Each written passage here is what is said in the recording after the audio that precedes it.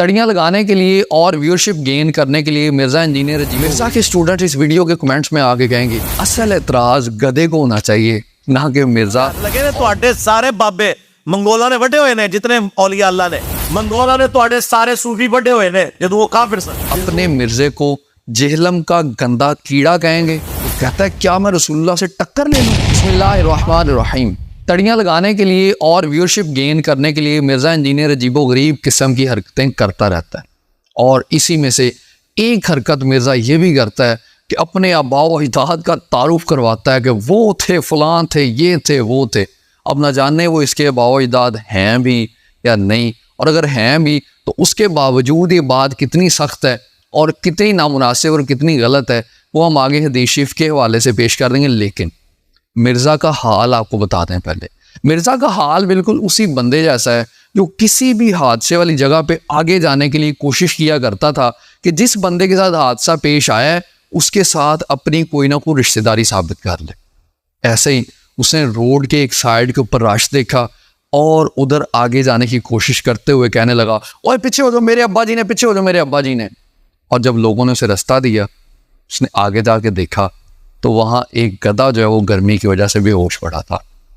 یہی حال مرزا انجینئر کا ہے. لیکن مرزا کے اسٹوڈنٹ اس ویڈیو کے کمنٹس میں آگے کہیں گے کیسی نامناسب بات ہے کہ یہ اس کے آباء و اجداد کو گدھا کہہ رہا ہے, یہ مولوی ہے, انہیں تمیز نہیں ہے. نہیں, ہم یہ بات قرآن مجید کے عین مطابق کہہ رہے ہیں کیونکہ اللہ پاک نے ارشاد فرمایا اولئک کالانعام کہ وہ چوپایوں کی مانند ہیں بلکہ اس سے بھی برے ہیں. یعنی مرزا کے آباء و اجداد کو گدھا کہنے کے اوپر اصل اعتراض گدھے کو ہونا چاہیے نہ کہ مرزا اور مرزا کے اسٹوڈنٹس کو. اس کی وجہ کیا ہے اور مرزا کے آباء و اجداد کون ہیں آئیے مرزا کے منہ سے سنتے ہیں. سنیے. مجھے کوئی بندہ چھیڑتا ہے نا میں اس کو چھوڑتا نہیں ہوں چاہے جو مرضی ہو جائے. ہم منگولوں کی اولاد ہیں, ان کو پتہ نہیں ہے منگولا دے ہاتھ لگے نے تواڈے سارے بابے منگولا نے وڈے ہوئے نے جتنے اولیاء اللہ نے جدوں وہ کافر سن. تو جناب یہ منگول ہیں اور اس کے آباء و اجداد نے اولیاء اللہ کو جو ہے نعوذ باللہ کاٹا. اور وہ کیا تھے تب وہ ذرا مرزا کی زبان سے دوبارہ سنیے کہ تب ان کا دین کیا تھا. سنیے ذرا.